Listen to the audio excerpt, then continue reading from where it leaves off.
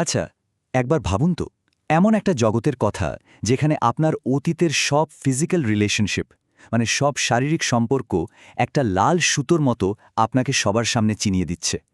কি হবে যদি আপনার সবচেয়ে গোপন সত্যিটা আর গোপনই না থাকে, বরং সবার চোখের সামনে চলে আসে?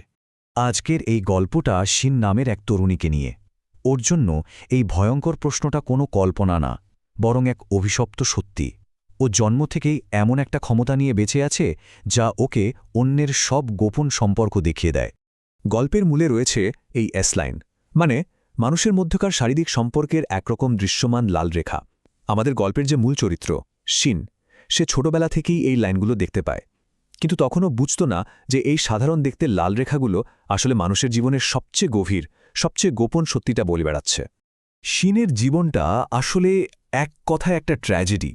ছোটবেলায় ও না বুঝেই ওর বাবা আর পিসির মধ্যেকার ওই লাল লাইনটা মানে এস লাইনটা এঁকে ফেলে, আর তার ফল কি হল? ওর মায়ের হাতেই ওর বাবার মৃত্যু। এই ভয়ঙ্কর ঘটনাটাই ওকে একা করে দেয়। কৈশোরে ও নিজেকে ঘরবন্দি করে ফেলে, আর এখন তো নিজের অ্যাপার্টমেন্টেই একরকম বন্দি জীবন কাটায়, শুধু ওই অভিশপ্ত দৃষ্টি থেকে বাঁচার জন্য। মানে এই ক্ষমতাটা শিনের জন্য একটা জীবন্ত জেলখানার মতো।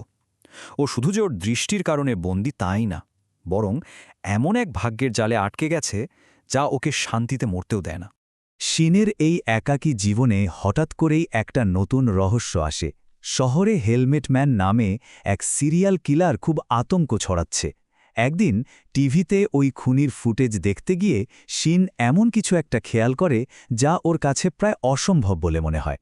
খুনিটার মাথায় ও দেখতে পায় মাত্র একটা এস লাইন, শুধু একটা। এই পৃথিবীতে এমন মানুষ খুঁজে পাওয়া প্রায় অসম্ভব। আর এই অদ্ভুত দৃশ্যটাই শিনকে প্রথমবার ও নিজের তৈরি করা জেলখানা থেকে বের করে আনে আর রহস্যটার গভীরে টেনে নিয়ে যায়।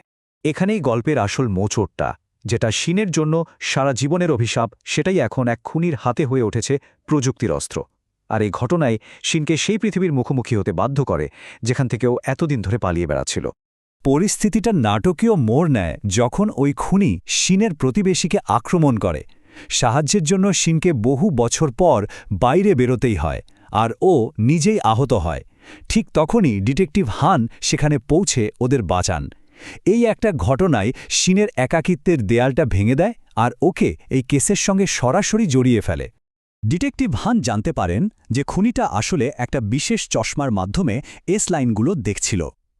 কিন্তু রহস্যটা আরও জটিল হয়ে ওঠে যখন বোঝা যায় যে এই চশমা শুধু একটাই নয়, আর গোপন কথা দেখার এই ক্ষমতা এখন অন্যদের হাতেও ছড়িয়ে পড়ছে। শিনের এক ক্লাসমেট সায়ানের মাধ্যমে আমরা এই ক্ষমতার আসল ভয়ঙ্কর দিকটা দেখতে পাই। ও একটা চশমা খুঁজে পায়, আর সেটার মাধ্যমে ওর শিক্ষক আর অন্য এক ছাত্রীর গোপন সম্পর্ক দেখে ফেলে। যে ক্ষমতাটা শিনের জন্য ছিল অভিশাপ, সেটাই সায়ানের হাতে হয়ে ওঠে ব্ল্যাকমেল করার একটা ভয়ানক অস্ত্র। ক্ষমতার এই খেলাটা খুব তাড়াতাড়ি ভয়ঙ্কর হয়ে ওঠে।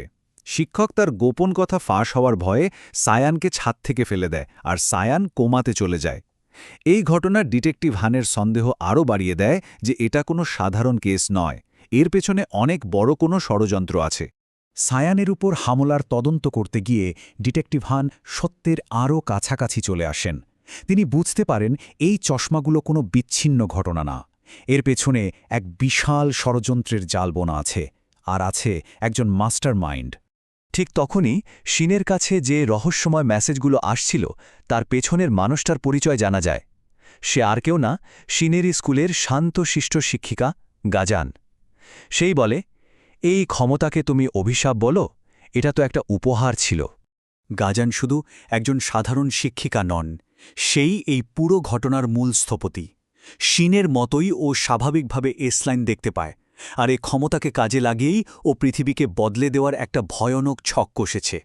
গল্পটা ক্লাইম্যাক্সে পৌঁছায় যখন গাজান শিন আর হানকে স্কুলে একটা ফাঁদে ফেলে। ওর আসল উদ্দেশ্য সামনে আসে, শিনের ক্ষমতা ব্যবহার করে এসলাইনগুলোকে গোটা পৃথিবীর সবার কাছে দৃশ্যমান করে তোলা, আর এক ভয়ঙ্কর রিচুয়ালের মাধ্যমে এসে শিনের রক্ত ব্যবহার করে ওর সেই প্ল্যানকে সত্যি করে তোলে। আর গাজান সফল হয়। এক মুহূর্তে গোটা পৃথিবীর আকাশ লাল রেখায় ঢেকে যায়। মানুষের সব গোপন সম্পর্ক, সব ব্যক্তিগত ইতিহাস এক নিমিষে সবার চোখের সামনে চলে আসে। গোপন কথা বলে আর কিছুই বাকি থাকে না। আর এর ফল এক কথায় ভয়ঙ্কর। গোটা পৃথিবীতে যেন আগুন লেগে যায়। 40% হল বিশৃঙ্খলা, মারামারি, ব্রেকআপ, হিংসা। 30% মানুষ নিজেদের পরিচয় লুকাতে মাস্ক আর হেলমেটের পিছনে মুখ ঢাকে। 20% শুধুই ভয়ে ভয়ে দিন কাটাচ্ছে। আর মাত্র 10% মানুষ হয়তো এই নতুন সত্যিটাকে মেনে নেওয়ার চেষ্টা করছে। মানে গোটা সমাজটাই যেন এক মুহূর্তের মধ্যে ভেঙে চুরমার হয়ে গেল। 1 বছরের মধ্যে পৃথিবীটা পুরোপুরি বদলে যায়। যেখানে আগে প্রাইভেসি ছিল ব্যক্তিগত, এখন সেটা পাবলিক।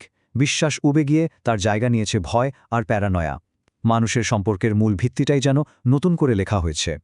কিন্তু এই নতুন পৃথিবীতে, যেখানে সবাইকে সৎ হতে বাধ্য করা হয়েছে, সেখানে একটা আশ্চর্য ব্যাপার ঘটে। যে শিন একদিন এই দৃষ্টিকে অভিশাপ ভাবত, সেই এখন এই পৃথিবীতে সবচেয়ে বেশি নির্ভীক।